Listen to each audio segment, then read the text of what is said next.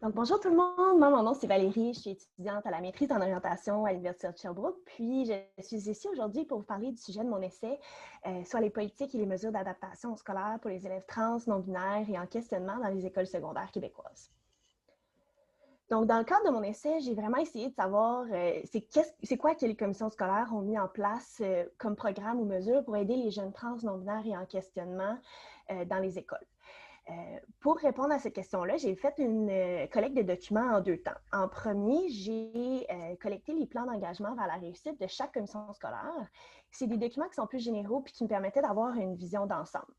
Par contre, je voulais vraiment avoir un peu plus de détails, fait que j'ai effectué une recherche exploratoire de documents publiés par les commissions scolaires.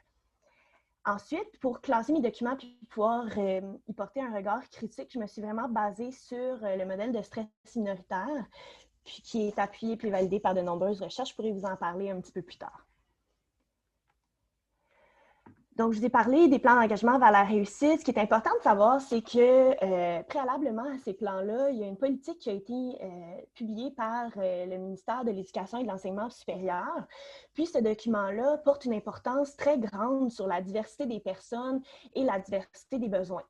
Même dans leur vision, ils parlaient d'un milieu inclusif pour assurer la réussite de tous. Puis ils ont même spécifié que c'était important de prendre en compte les différents groupes de personnes pour pouvoir assurer des milieux inclusifs. Puis là-dedans, ils incluaient l'identité de genre explicitement. Ce qui est intéressant de voir, c'est que par la suite, les plans d'engagement vers la réussite qui étaient publiés par les commissions scolaires individuelles ne reflétaient pas ça. Seulement 50% des commissions scolaires parlent de la diversité dans leur plan d'engagement vers la réussite, puis ils ne la définissent pas. Seulement 2 commissions scolaires parlent de l'orientation sexuelle dans leur lutte contre l'intimidation et la violence. Puis une seule commission scolaire mentionne le genre dans leur valeur d'équité en éducation. Donc, comme je vous dis, ça me donnait une vision globale. Donc, après ça, je suis allée faire une recherche exploratoire de programmes et de mesures dans les sites des commissions scolaires. J'ai trouvé 5 documents seulement sur les 72 commissions scolaires, puis je vais vous parler un peu du contenu qui était présent.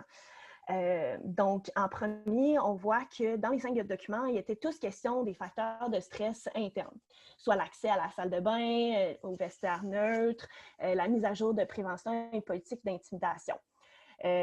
Donc, c'est possible de poser l'hypothèse que la majorité des efforts étaient mis sur les facteurs de stress externe parce que c'est quelque chose qui est très visible. Donc, si on parle de discrimination, de rejet, de non-affirmation du genre, donc, tous les efforts étaient mis là-dessus. Ensuite, il y a une commission scolaire qui parlait des facteurs de stress internes. Donc, il est question de l'accès à des services psychologiques et de santé adaptés à la réalité de la diversité de genre. Donc, on pourrait poser l'hypothèse que cette action-là prendrait un effet sur les facteurs de stress internes parce que ça serait vraiment important que les professionnels soient au courant et puissent faire de l'intervention adaptée et soient au courant des réalités des personnes trans non-binaires et en questionnement pour pouvoir travailler sur l'effet de la transphobie internalisée, la dissimulation puis les attentes négatives envers son environnement. Puis, finalement, il y a seulement 2 commissions scolaires qui ont pris action sur les facteurs de résilience. Puis, eux, ce qu'ils suggéraient, c'était des activités de sensibilisation sur la diversité sexuelle et de genre, puis offrir un curriculum scolaire inclusif.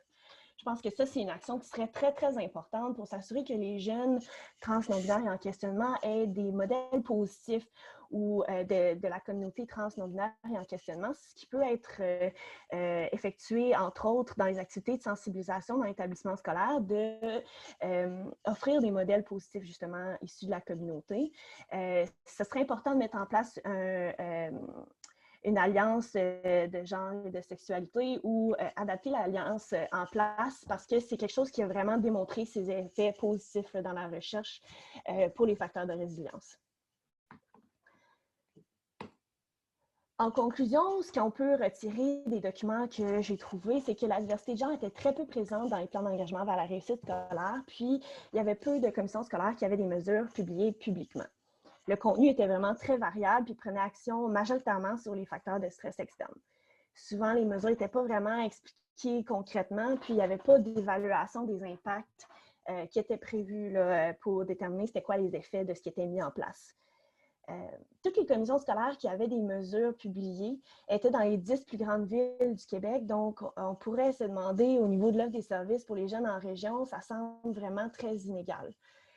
Je pense que pour pallier à ça, les actions devraient être effectuées de façon concertée à travers toutes les commissions scolaires en se basant sur les données probantes.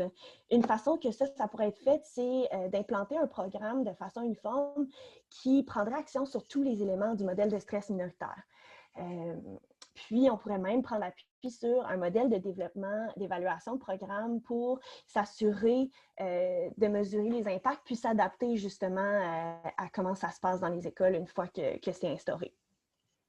Donc, j'aimerais vous remercier de votre écoute. Merci beaucoup.